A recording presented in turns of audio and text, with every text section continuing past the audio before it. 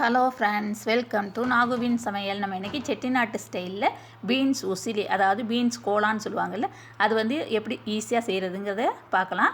அப்புறம் நம்ம சேனலில் வந்து கிவ்அவே அனௌன்ஸ் பண்ணியிருக்கு. அதாவது நம்ம போட்டிருக்க ஃபஸ்ட்டு வீடியோவிலேருந்து 1,00,000 சப்ஸ்கிரைபர்ஸ் ரீச் ஆகிறது வரையும் போடுற எல்லா வீடியோஸையும் கண்டினியூஸாக பார்க்கணும், லைக் பண்ணணும், ஷேர் பண்ணணும், முக்கியமாக சப்ஸ்கிரைப்பும் கமெண்ட்டும் பண்ணியிருக்கணும். அதுதான் இதோட ரூல்ஸு. இப்போ இது செய்கிறதுக்கு நான் வந்து 100 கிராம் அளவுக்கு துவரம் பருப்பு எடுத்திருக்கேன். அதை வந்து ஒரு அரை மணி நேரம் ஊற வச்சுக்கலாம். நல்லா கழுவிட்டு ஊற வச்சுருக்கேன்.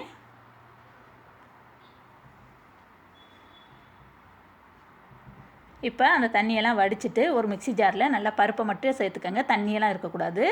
அதோட ஒரு 1/4 டீஸ்பூன் அளவுக்கு உப்பு சேர்த்துக்கிறேன். அப்புறம் 2 காஞ்ச மிளகா எடுத்திருக்கேன். அதை வந்து அதோடு சேர்த்துடலாம். என்னோடய மிளகா வந்து ரொம்ப காரமாக இருக்கிறதுனால நான் 2 சேர்க்குறேன். நீங்கள் வந்து உங்கள் இதுக்கு தகுந்தபடி கூட்டியோ குறைச்சோ சேர்த்துக்கோங்க, காரத்துக்கு தகுந்தபடி. இப்போ வந்து தண்ணியெல்லாம் ஊற்றாமல் இதை வந்து நல்லா நைஸாக அரைச்சி எடுத்துகிட்டு வந்துடலாம். இப்போ அரைச்சி எடுத்துகிட்டு வந்தாச்சு. பாருங்கள் எந்த அளவுக்கு நைஸாக இருக்குன்ட்டு. இந்த மாதிரி கெட்டியாக நைஸாக இருக்கணும். இப்போ நான் வந்து இட்லி தட்டு தான் எடுத்துருக்கேன். என்னோடய இட்லி தட்டில் பார்த்தீங்கன்னாக்க இந்த மாதிரி ஓட்டையாக இருக்கும். உங்களோட இட்லி தட்டில் ஓட்டை இல்லாமல் இருந்ததுன்னா நீங்கள் என்ன பண்ணிடலான்னா, இந்த பருப்பை வந்து அப்படியே ஃபுல்லாக ஒவ்வொரு தட்டிலையும் அள்ளி வச்சு கூட அவிச்சிடலாம். நான் என்னோடய தட்டு வந்து ஓட்டையாக இருக்கிறதுனால இன்றைக்கி என்ன பண்ண போகிறேன்னாக்க, எண்ணெயை தடவிட்டு எல்லா இதுலேயுமே குழியிலையுமே எண்ணெய் தடவிக்கிறேன். ஏன்னா அப்போ தான் ஒட்டாமல் வரும். அதுக்காக எண்ணெய் தடவிட்டு அந்த இதை வந்து நம்ம வந்து உருட்டி வச்சுக்கலாம். அப்படி இல்லைன்னா துணி போட்டு அவிக்கிறதுனால அவிச்சிக்கலாம். எப்படி வேணாலும் செய்யலாம். நான் வந்து இன்றைக்கி எண்ணெய் தடவிட்டு இந்த மாதிரி கொஞ்சம் கொஞ்சமாக சின்னதாக பால்ஸ் மாதிரி செஞ்சு உருட்டி வைக்கிறேன். ஏன்னா அப்போ தான் வேகமாக அவியுன்றதுக்காக. இப்போ இது மொத்தத்தில் பார்த்தீங்கன்னாக்கா எனக்கு வந்து 10 உருண்டை வந்திருக்குது. இதை போய் இட்லி எப்படி அவிப்போமோ அதே மாதிரி இட்லி சட்டியில் கொஞ்சமாக தண்ணி ஊற்றிட்டு இதை வந்து அவிச்சு எடுத்துகிட்டு வந்துடலாம். 5லேருந்து 10 நிமிஷம் தான் ஆகும். அதுக்குள்ளே இது வந்து நல்லா வெந்து வந்துடும்.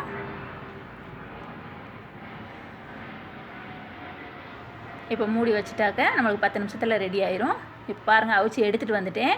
நல்லா அவிஞ்சிருச்சு. இதை வந்து நல்லா ஆற விட்டுருங்க. ஆறினதுக்கப்புறம் இதை என்ன பண்ணணுன்னா, ஒரு மிக்ஸி ஜாரில் இந்த மாதிரி பிச்சு போட்டுக்கோங்க.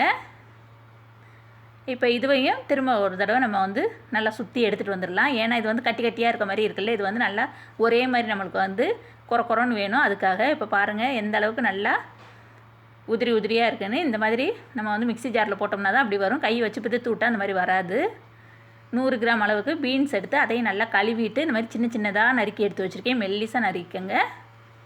ஏன்னா அது வந்து நம்ம வேக வைக்க போகிறதில்ல, அப்படி சேர்க்குறதுனால.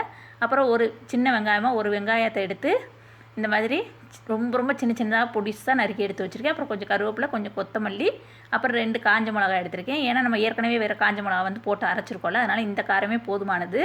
அந்த காஞ்ச மிளகாயை வந்து 2ஆக பிச்சு வச்சுக்கிறேன். அடுப்பில் ஒரு சட்டி வச்சுருக்கேன். இதில் நம்மளுக்கு ரொம்ப எண்ணெயெல்லாம் தேவைப்படாது. ஒரே 1 டேபிள் ஸ்பூன் அளவுக்கு எண்ணெய் ஊற்றினா போதுமானது. ஊற்றியாச்சு. இப்போ அதை எண்ணெய் காஞ்சதுக்கப்புறம் 1/2 டீஸ்பூன் வந்து கடுகு சேர்க்குறேன். 1/2 டீஸ்பூன் உளுந்து, அப்புறம் கொஞ்சமாக பெருங்காயம் சேர்த்துக்கலாம். இப்போ கடுகு உளுந்தெல்லாம் நல்லா பொரிஞ்சதுக்கப்புறம் நம்ம வச்சுருக்க காஞ்ச மிளகாயும் போட்டாச்சு. இப்போ காஞ்ச மிளகாய் இதுவானதுக்கப்புறம் வெங்காயத்தையும் கருவேப்பிலையும் சேர்த்தாச்சு. இது எல்லாமே நல்லா வதங்கணும். இப்போ நான் கொஞ்சமாக உப்பு சேர்க்குறேன். 1/4 டீஸ்பூன் அளவுக்கு தான் உப்பு சேர்க்குறேன்.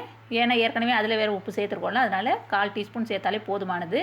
அப்புறம் 1/4 டீஸ்பூன் அளவுக்கு மஞ்சள் பொடி சேர்க்குறேன். சேர்த்துட்டு நல்லா கிண்டி விட்டுக்கோங்க. நல்லா வதங்கணும் வெங்காயம். இப்போ நான் வந்து நறுக்கி வச்சுருக்க பீன்ஸையும் சேர்க்குறேன். சேர்த்துட்டு தண்ணியெல்லாம் தெளிக்க தேவையில்லை. அந்த எண்ணெயிலே நல்லா வதங்கிடும். அடுப்பை மட்டும் கொஞ்சம் சிம்மில் வச்சு வதக்குங்க. ஒரு 5 நிமிஷத்துலேயே நம்மளுக்கு வந்து நல்லா வதங்கிடும். அதுக்கு தான் நறுக்கையில் சின்னதாக நைஸாக நறுக்கி எடுத்துக்கணும். நம்மளுக்கு பீன்ஸ் வதங்கிடுச்சுன்னா கலர் மாறி வரும். அதை வச்சே தெரிஞ்சுக்கலாம். அது கலர் மாறினதுக்கப்புறம் நம்ம பவுட்ரு பண்ணி வச்சுருக்கோம்ல, அந்த பருப்பு வேக வச்சது, அதை வந்து இதோட சேர்த்துடணும். சேர்த்துட்டு அது கட்டி இல்லாமல் இந்த மாதிரி கரண்டி வச்சு உடச்சி விட்டுக்கோங்க. இதே மாதிரி கேரளா ஸ்டைல் பீன்ஸ் தோரங்கிற இது வந்து நம்ம சேனலில் ஏற்கனவே அப்லோட் பண்ணியிருக்கு. தெரியாதவங்களுக்கு அதோட லிங்க்கு கீழே டிஸ்கிரிப்ஷன் பாக்ஸில் கொடுக்குறேன், செக் பண்ணி பார்த்துக்கோங்க. செட்டிநாட்டில் வந்து இந்த மாதிரி செய்வாங்க.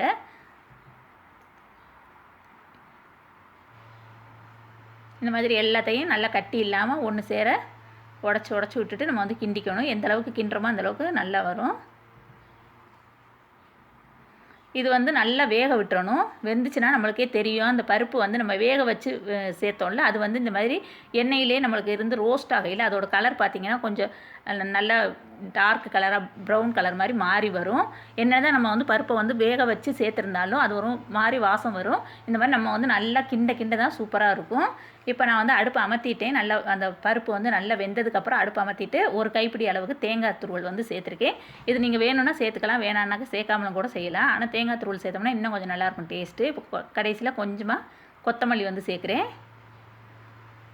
அடுப்பு அமர்த்திட்டு தான் தேங்காயும் கொத்தமல்லியும் சேர்க்கணும். இப்போ பாருங்கள், நம்மளுக்கு ரொம்ப வித்தியாசமான முறையில் பீன்ஸ் உசிலி வந்து ரொம்ப சூப்பராக ரெடி ஆயிடுச்சு. இது வந்து ரச சாதம், காரக்குழம்பு எல்லாத்தோடையும் ரொம்ப சூப்பராக இருக்கும் சாப்பிட்றதுக்கு.